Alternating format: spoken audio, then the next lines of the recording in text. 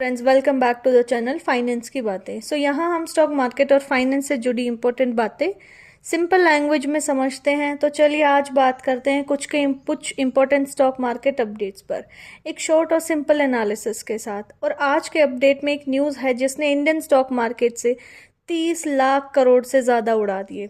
जी हाँ दोस्तों, 30 लाख करोड़। आज इंडियन स्टॉक मार्केट में बहुत बड़ा क्रैश देखने को हमको मिला है। सिर्फ कुछ घंटों में अराउंड 30 लाख करोड़ से ज़्यादा की मार्केट वैल्यू वाइप आउट हो गई। सेंसेक्स जहां हमको 2400 पॉइंट ज़्यादा डाउन देखने को मिला और निफ्टी हमको 700 पॉइंट से ज़्यादा डाउन देखने को मिला, लेकिन बाद में सेंसेक्स क्लोज हुआ अराउंड -1300 पॉइंट्स डाउन पर। और निफ्टी की बात करें तो निफ्टी ने क्लोज किया अराउंड 400 पॉइंट डाउन पर, 422 एग्जैक्टली पॉइंट्स। ठीक है। और सबसे बड़ी बात, इस क्रैश का मेन रीजन इंडिया के अंदर की कोई प्रॉब्लम नहीं है, बल्कि मिडल ईस्ट में बढ़ रहा वॉर कंडीशंस और टेंशन है। ईरान वर्सेस इजराइल और यूएस कॉन्फ्लिक्ट के चलते हमको एक क्रैश देखने को मिला है। तो आज के वीडियो में हम समझेंगे मार्केट इतना सडनली गिरा क्यों, ऑयल प्राइसेस का इसमें रोल क्या है, कौन से स्टॉक सबसे ज़्यादा गिरे हैं और इन्वेस्टर्स को अब क्या करना चाहिए। चलिए सिंपल लैंग्वेज में हम पूरा ब्रेक डाउन करते हैं और हम सब मिलके समझते हैं। जैसा कि हमने देखा, लेट आफ्टरनून तक भी सेलिंग प्रेशर काफ़ी बना रहा है। बैंकिंग स्टॉक्स जैसे HDFC बैंक, ICICI बैंक और स्टेट बैंक ऑफ इंडिया काफ़ी ज़्यादा हमको गिरते हुए नजर आए हैं। सेंसेक्स को सबसे ज़्यादा इन्हीं स्टॉक्स ने नीचे खींचा है। मार्केट में ऑलमोस्ट हर सेक्टर में हमको बहुत ज़्यादा सेलिंग आज देखने को मिली है। अब हम बात करते हैं कि एग्जैक्टली क्या रीजंस हैं जिन्होंने मार्केट को इतना फॉल करने पे पुश किया। ठीक है, अब एक सबसे इम्पोर्टेंट सवाल है, मार्केट सिर्फ वॉर के चलते गिरता तो शायद इतना नहीं गिरता।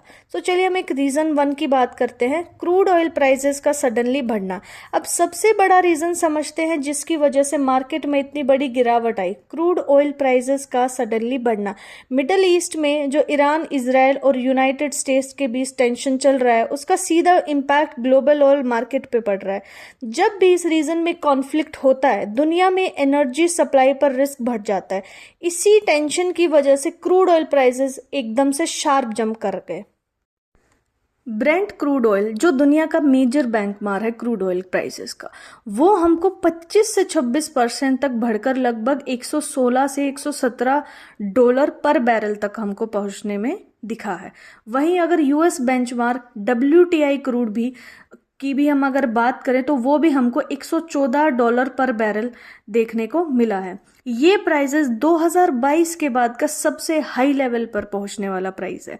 अब सवाल आता है कि वॉर का ऑयल प्राइसेस से क्या कनेक्शन है। इसका दोस्तों सीधा सा कनेक्शन है मिडल ईस्ट का एक बहुत बड़ा इंपॉर्टेंट रूट। और रूट मीन्स एक हमारा पानी के जरिए रास्ता है जिससे इंडिया का ही नहीं पूरे वर्ल्ड के ग्लोबली 20% से 30% से ज़्यादा वहाँ ऑयल की सप्लाई वहाँ उसी रूट से होती है। एंड उस रूट का नाम है straight of Hormuz. Straight of Hormuz एक ऐसा नैरो सी रूट है जहां दुनिया का लगभग 20% ऑयल सप्लाई वहां से ट्रांसपोर्टेशन होता है। मतलब अगर इस रूट में किसी भी तरह की प्रॉब्लम आती है, लाइक टैंकर शिप्स वहां पे सेफली पास नहीं कर पाएंगे या फिर ईरान उन शिप्स पर अटैक कर देगा, तो ग्लोबल ऑयल सप्लाई पूरी तरीके से डिस्टर्ब हो जाती है। अभी कॉन्फ्लिक्ट की वजह से ऑयल टैंकर्स की मूवमेंट वहां से काफी स्लो हो गई है और कुछ जगह पर तो ऑलमोस्ट वहां पे रुक ही गई है। इसी वजह से ग्लोबल मार्केट्स में फियर क्रिएट हो गया कि ऑयल सप्लाई फ्यूचर में कम हो सकती है। और जब सप्लाई कम होने का डर होता है तो नेचुरली प्राइसेस हमें तेजी उनमें देखने को मिलती है। सिचुएशन अब इतनी सीरियस हो गई है, जब ईरान और कुवैत जैसे कुछ मिडल ईस्ट कंट्रीज ने ऑयल प्रोडक्शन थोड़ा कम करना शुरू कर दिया था। ठीक है, इसके अलावा कतर ने पहले ही लिक्विफाइड नेचुरल गैस यानी कि LNG सप्लाई में रिडक्शन किया था, जिसकी वजह से एनर्जी मार्केट में पहले ही टेंशन चल रही थी।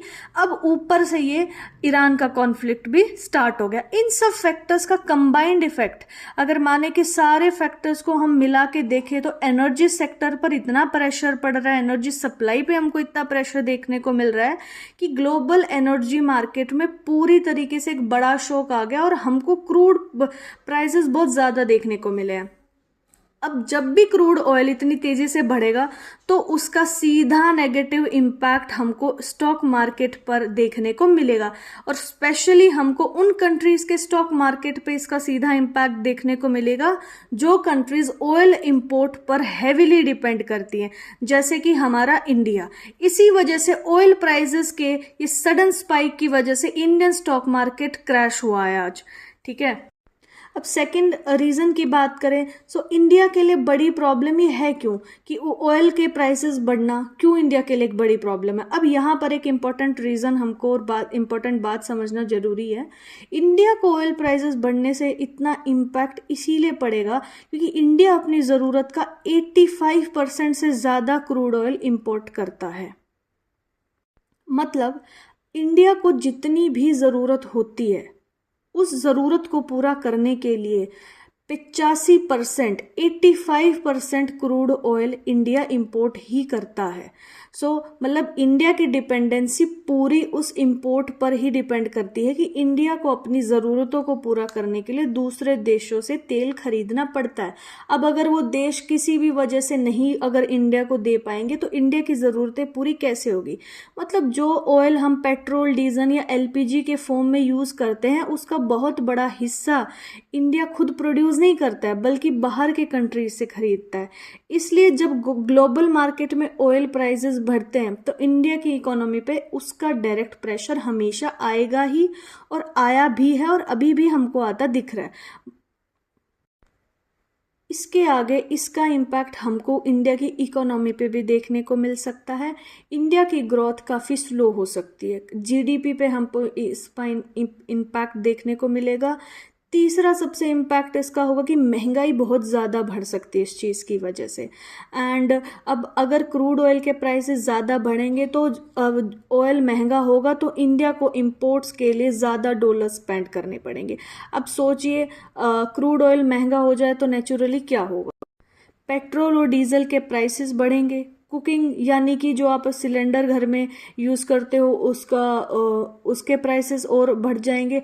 एविएशन फ्यूल महंगा होगा, जो भी हमारे प्लेन्स और वो होते हैं उनकी टिकट्स में हमको टिकट्स उनके महंगे देखने को मिलेंगे क्योंकि एक्चुअली में हमारी जो एयरप्लेन इंडस्ट्री होती है वो एंटायरली डिपेंड करती है फ्यूल के प्राइसेस पर। अगर फ्यूल के प्राइसेस महंगे होंगे तो वो भी अपने पैसेंजर और कस्टमर से ही पैसा ज़्यादा लेगी और टिकट्स महंगी करेंगे। ट्रांसपोर्टेशन महंगा होने का मतलब है कि ऑलमोस्ट हर चीज़ की कॉस्ट बढ़ जाती है। ठीक है, चाहे वो वेजिटेबल्स हो, ऑनलाइन डिलीवरीज हो या फिर मैन्युफैक्चरिंग की कॉस्ट, तो इसका प्रेशर कंपनीज पर भी पड़ता है और कॉमन कंज्यूमर्स पर। अब इसका मार्केट क्रैश के हम अगले रीज़न की बात करें तो वो रीज़न है इंडियन रूपी पर भी हमको काफ़ी प्रेशर इन सब ग्लोबल कंडीशंस को देखने पे मिला है। कुछ एक्सपर्ट का कहना है कि अगर क्रूड ऑयल का प्राइसेस $100 के ऊपर ही जाता रहा तो रूपी और वीक हो जाएगा और हमको $1 में 93 पर डॉलर भी का लेवल हमको देखने को मिल सकता है। अब अगले रीज़न की बात करें कि ये क्रैश सिर्फ इंडिया में ही हमको देखने को नहीं मिला है। अगर आप ग्लोबल मार्केट्स देखोगे तो पता चलेगा कि पूरी दुनिया के स्टॉक मार्केट में सेलिंग हमको देखने को मिली है। इसी वजह से एशियन स्टॉक मार्केट्स में भी हमको हैवी क्रैश देखने को मिला है, जैसे कि जापान में, साउथ कोरिया में, ताइवान पे और हांगकांग पे।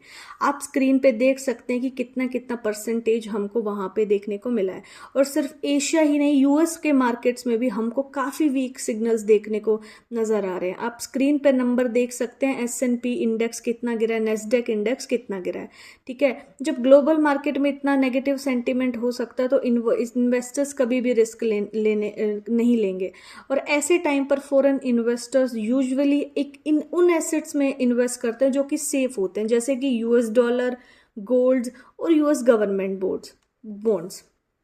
एंड इसके चलते फॉरेन इंस्टीट्यूशनल इन्वेस्टर्स ने, FIIs ने भी काफ़ी मार्केट में आज हैवी सेलिंग की है। इस वजह से मार्केट और पैनिक हुआ और हमको और सेलिंग देखने को मिली। FIIs की बात करें तो अराउंड 6,000 करोड़ के शेयर्स उन्होंने सेल किए आज। अब बात करें कि किन किन सेक्टर्स में आज हमको सबसे ज़्यादा गिरावट देखने को मिली है। मार्केट में आज ऑलमोस्ट हर सेक्टर रेडी था बट सबसे ज़्यादा जो सेक्टर्स गिरे हैं वो है PSU बैंक्स। अराउंड हमको 4% का फॉल उसमें देखने को मिला है। ऑटो सेक्टर अराउंड, उसमें भी हमको 4 सेक्टर डाउन देखने को मिला है। Media sector, consumer durables, IT, FMCG, जो सेक्टर ऑयल प्राइसेस पर डिपेंड करते हैं तो उनमें भी काफ़ी ज़्यादा प्रेशर हमको आज नज़र आया, जैसे कि aviation sector, automobile sector, paint companies, chemical companies, tyre companies. So in companies में भी हमको काफ़ी ज़्यादा आज सेलिंग देखने को मिली है और प्रेशर एक देखने को मिला है। अगर आज हम टॉप लूजर्स की बात करें कि कौन से टॉप मार्केट में टॉप लूजर स्टॉक्स रहे हैं, अब चलिए जल्दी से देखते हैं कि कौन से टॉप लूजिंग स्टॉक रहे हैं। सबसे ज्यादा गिरने वाला स्टॉक रहा पीजी इलेक्ट्रोब्लास्ट, जिसमें हमको अराउंड 14.5% गिरावट देखने को मिली। इसके बाद सफायर फूड्स इंडिया, जिसमें 9% से ज्यादा गिरावट आई, इडबी बैंक जिसमें 9% से ज्यादा गिरावट आई, एंड मैंगलोर रिफाइनरी जिसमें 8% से ज्यादा की फॉल हमको देखने मिली है। तो ओवरऑल आज मार्केट में अलग अलग सेक्टर्स के स्टॉक्स में हमको काफी हैवी सेलिंग प्रेशर देखने को मिला है।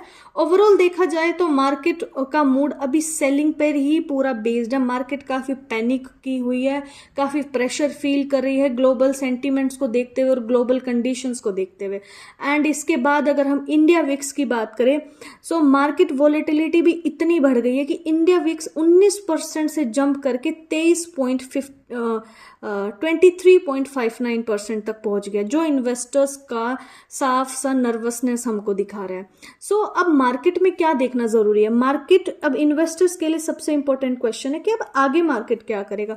फिलहाल देखिए, मार्केट का डायरेक्शन 2 ही चीजों पे डिपेंड करता है कि मिडल ईस्ट का कॉन्फ्लिक्ट कैसे आगे जाके इवॉल्व करता है एंड ऑयल प्राइसेस कितने हाई रहते हैं। ठीक है, सो मार्केट, सो देखिए we are wrapping up this video, अब इस वीडियो को क्लोज करते हैं। सो अगर एक हम समरी की बात करें तो मार्केट क्रैश के पीछे हम कुछ रीजंस, बड़े रीजंस देखने को मिले कि क्रूड ऑयल के प्राइसेस जो बढ़े हैं वो ग्लोबल वॉर टेंशंस जो चल रहे हैं उनकी वजह से, और इन दोनों कारणों की वजह से जो FIIs हैं उन्होंने हैवी सेलिंग की। इस वजह से अभी के लिए मार्केट्स में काफी अनसर्टेनिटी हाई है, इसलिए इन्वेस्टर्स को थोड़ा कॉशियस रहने की जरूरत है। अगर आपको ऐसी ही मार्केट अपडेट सिंपल लैंग्वेज में चाहिए तो आप वीडियो को लाइक करें और चैनल को सब्सक्राइब जरूर करें। मिलते हैं तब तक नेक्स्ट वीडियो में, बाय।